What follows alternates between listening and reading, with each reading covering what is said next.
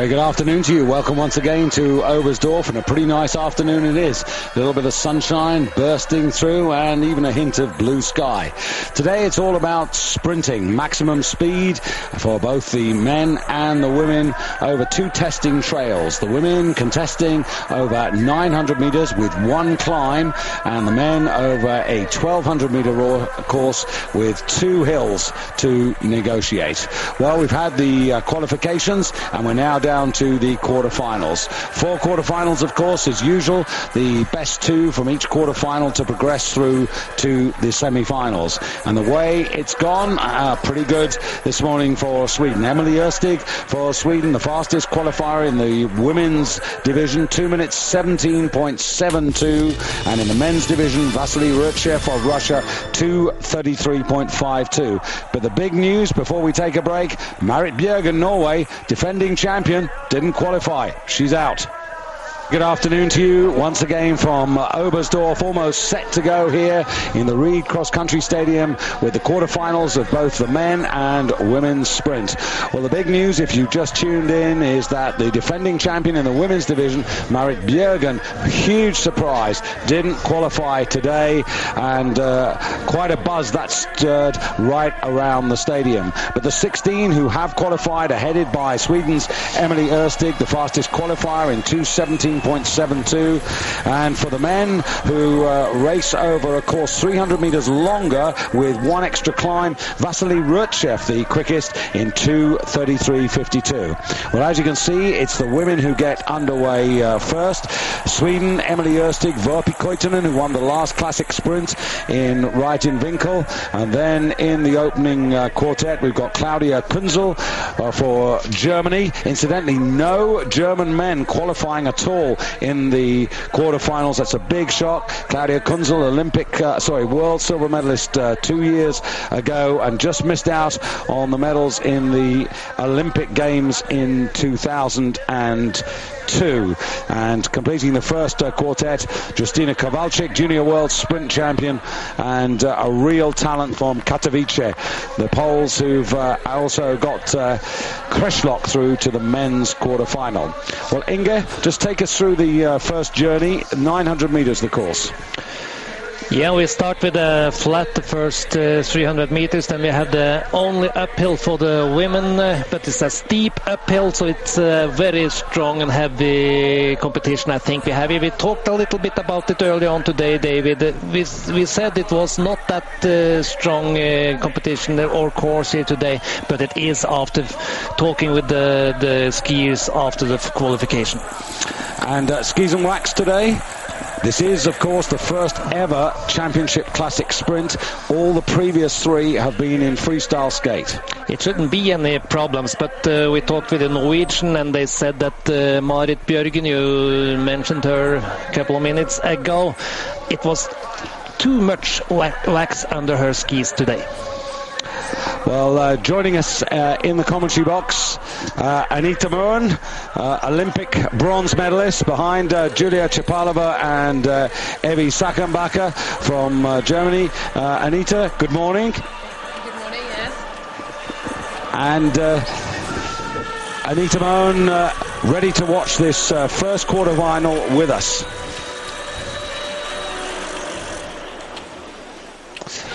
So David Goldstrom together with Inge Bråten, and at this very moment the Olympic bronze medalist from Salt Lake City, Anita Moen.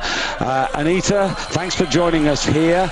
Big surprise as we watch the women for this first quarter-final that your teammate Marit Bjørgen not in the quarters. Yes, I was very surprised by myself, because Marit is a girl who has all the time good control, and she's all the time, the whole winter, going very well. So. But like Inge said, when she had a little bit of much wax on the skis, it's not more than that. Who makes, then you don't have any chance. Well, off we go on this 900-meter journey. Now, you know all about sprinting in the quarter-final. What's the tactic here? The tactic here is that you have to come a good position, and that you have to make the best is to be in position 2, that you can race so fast you have to do, but not too fast, because when you use too much energy, then you will have not enough power to use later for the later finals. Indeed, that's a good point, because you have to try to get through the semis and then through the final, and you've already done the qualification. Yes, so for every time you're racing, it's the body is getting more and more tired, and also in the head, because you have to stay very in the top level to concentration, and that's also taking a lot of energy. Well, it's Emily Örstig up here for Sweden, leading from Verpi Koitinen of Finland. Emily, the fastest qualifier. And the other point which you made, because you have to make so many repetitions, of course the lactic building up in your legs as well. Between the quarterfinals and the semi-finals, how do you recover? Yeah, from the you have to stay in to move the body all the time. So when you are starting to warm up before the first quarterfinal, you have to stay warm and do moving all the time until finish the final. Now you haven't you've got not only one Olympic bronze medal, you've got 2, that's over the distance. Why did you love sprinting? I love sprinting because it's you race there together with other people. It's a high tempo, and I find it very exciting. And but one medal I have is not sprint; it's 15 kilometers classic. Absolutely, absolutely. But here they're coming to the end of their first 900 meters. Remember, it's Emily Örstig who's out front from Verpi Koitinen, and this is bad news for the German fans, because it looks like Claudia Kunzel, who certainly has struggled to recover, although going into third place there, Kowalczyk in fact ahead of Kunzel, and Claudia, who suffered from a really bad throat and cold. We saw her yesterday in the relay, not 100%. No, she was a little bit ill before this World Championship, so she is not in the top shape like she should be. But you could also see there Örstig, she was racing very fast in uphill, and many would say, oh, why is she racing so fast when she don't have to use so much energy? But you could see then she could take the last 200 meters. She didn't have to go 100%, so the other had to use much more power in the end of the track, and she could just calm down. And something you were trying to do all your career yesterday. Finally, the Norwegian women winning a gold medal, the first gold championship medal for 23 years. I mean, that must be really special. Yes, it was very special. So I'm very happy for the other girls and for Norway. But of course, it's also another feeling. Like you say, I'm trying to do this for so many years. So it's a complicated feeling. You are happy and you are a little bit not happy. Well, we're happy for Norway. Yes. And here's one of your former teammates here, Ella Jumle, just 25 years of age and a rising star. Yes, I think Ella is very good, and I think she's going very good results today. I also hope a little bit for Becky Scott. I raced a lot with Becky all the years, so I really hope Becky is doing a good competition today. Yeah, well, he beat her in the Olympics, which was the one that mattered. But Becky Scott and Sarah Renner, it could be difficult here, because this is a high-class test. Ella Jumle, Becky Scott, Sarah Renner, and Viola Bauer for Germany, who skied well in the Classic yesterday. Yes, so and that's also sometimes you have luck and are coming in a final heat. It was not so hard. Other times you are coming in a final heat which are very hard. So sometimes you have seen the second final is sometimes harder than the really final, so that's also a part of the game. Viola Bauer trying to get herself going, but it's Ella Jumle up in that front position. The Swede, sorry, I should say in all white there, just trying to pick her out. Slightly confusing colours here. Becky Scott is at the back at the moment, and it's Sarah Renner in a slightly unusual strip, I think, going into No, this is going to be, that's Becky. That's Becky yes. up front there, and Becky with Sarah Renner in white, and then Ella Jumla in red, and Viola Bauer wearing 13th, which is an indication to the time she took in qualifying. So it is Becky Scott. No, it's Sarah. Now it's Sarah Renner. It's Sarah. This is quite with Sarah Renner and Becky Scott, the two Canadians. I know the Ella is coming up. She's coming up a second. And it's second place that matters here. And here it's also important to get enough power that you are really getting it in high speed down to the stadium. On this particular run down to the stadium, is it really a good advantage to be up front here so you can choose the line? Yeah, like I said, sometimes it's better to be in the second position and get power and speed from the person in front. But I think here is they're going much alone, and then you have to use your own power. But Sarah Renner it is who's coming up. Being challenged now, Ella Jumla being pushed back into third place there, and this is going to be a good result for the Canadians, but a disappointing one for Viola Bauer, who gets the lead there from Sarah Renner, and then Jumla and Scott. So that really against a little bit the form there. Yes, I really thought that that Ella could do that, bring that here home, but so my two I hoped for there was not going in the next final. Yeah, and a slightly slower quarter-final there, just a second down. Sorry about the confusion there on the colours. Quite difficult in those wide shots to pick out the difference between the Canadian strip and the German strip. You can also see at the time that the quarterfinal, with the first quarterfinal, was faster than the others.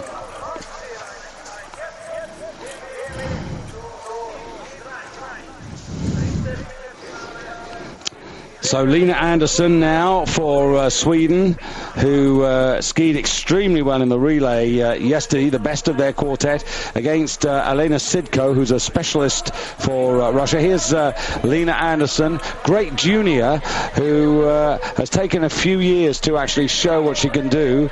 10 here, wearing 10. This is Sully, another of your Norwegian friends. Yes, she's a very young girl, and I think she has... She did a lot of good results in Norway also this year, but she's very young, so we have to use a little bit time to think that she will do the best results. In terms of sprinting compared to the distance races, now that's pretty unusual, a false start. How does that work here? In track and field, after somebody makes a false start, the next person, even if it wasn't the same person, is automatically eliminated. How does that work the same way here? No, here is you have 2 times you can make it, and then it's out. Then it's out, okay. So there's Sully, just 21 years of age. 10th and 29th in the 2 classic sprints this season, and no problems this time. So Lina Andersson in all white for Sweden on the left of your picture, powering out there, and 2 from the right, 2 from the right, just going into second place now, Sully, and that's the position you wanted to see her in, Anita, with Sully going up there onto Lina Andersson's shoulder. Yes, Lina is a very strong girl, and I think she can also do it for all the finals, because she, like you said, she made a good distance also in the relay yesterday. So I think she could have a good day. And I hope also for the good of that that she could go with Lina and stay in this position until the finish line. So Sweden, Norway, and then the red Russian hat there of Elena Sidko, and finally in this quartet Aina-Kaisa Saarinen of Finland, and you can't really rule her out. She hasn't had a very good championship so far, Saarinen.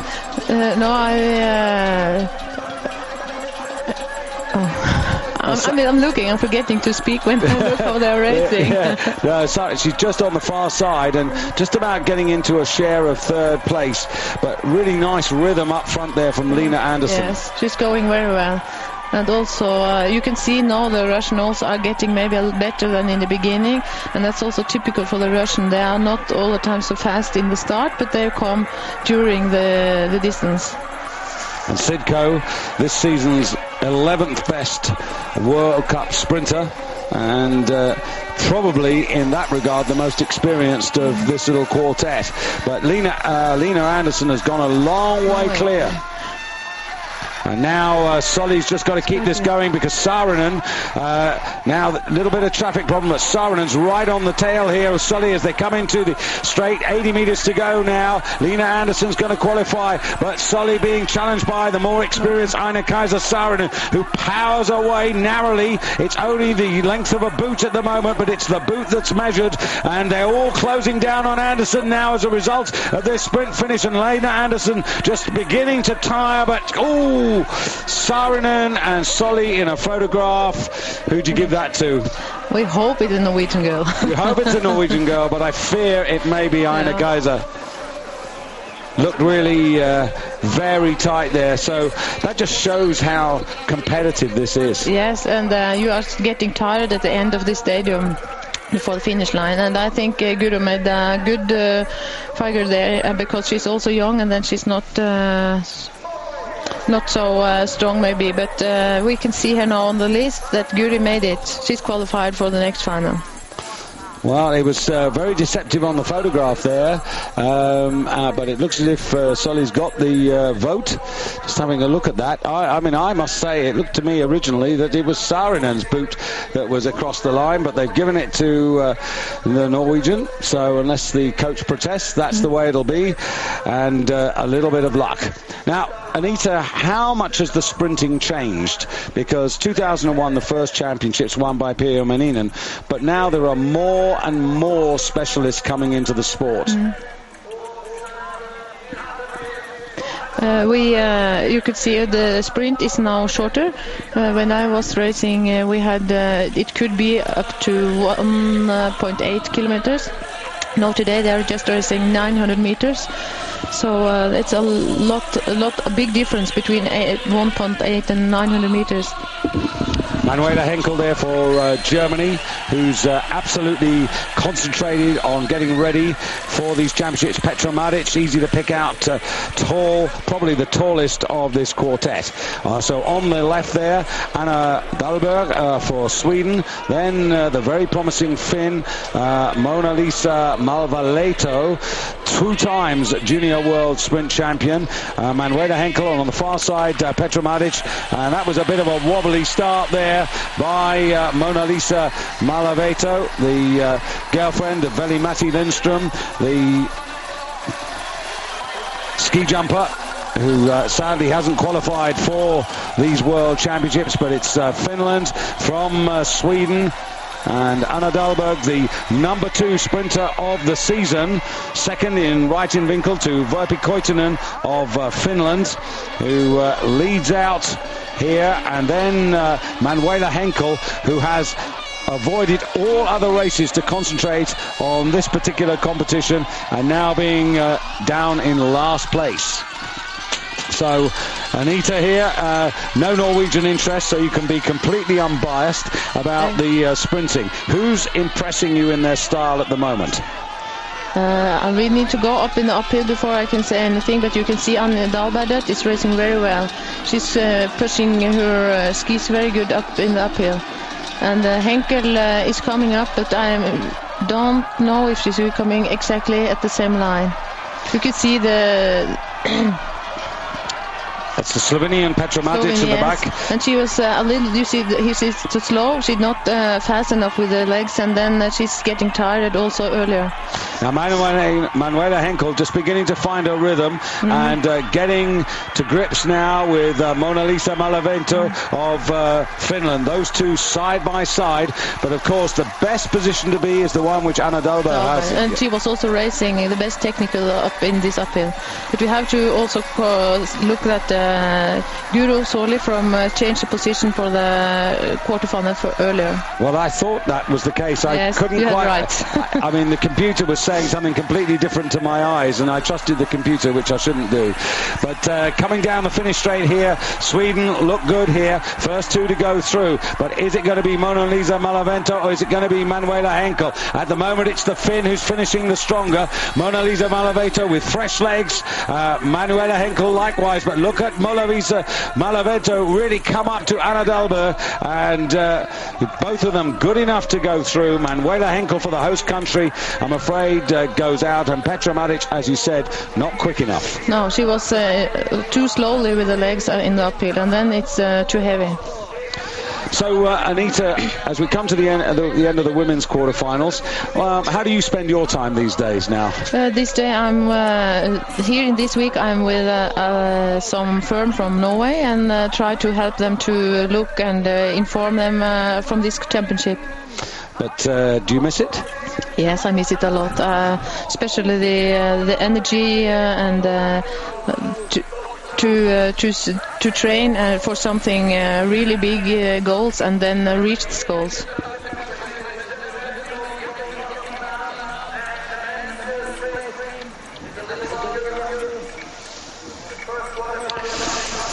So we go on to the men's quarterfinals. So as we do that, a chance for me to say any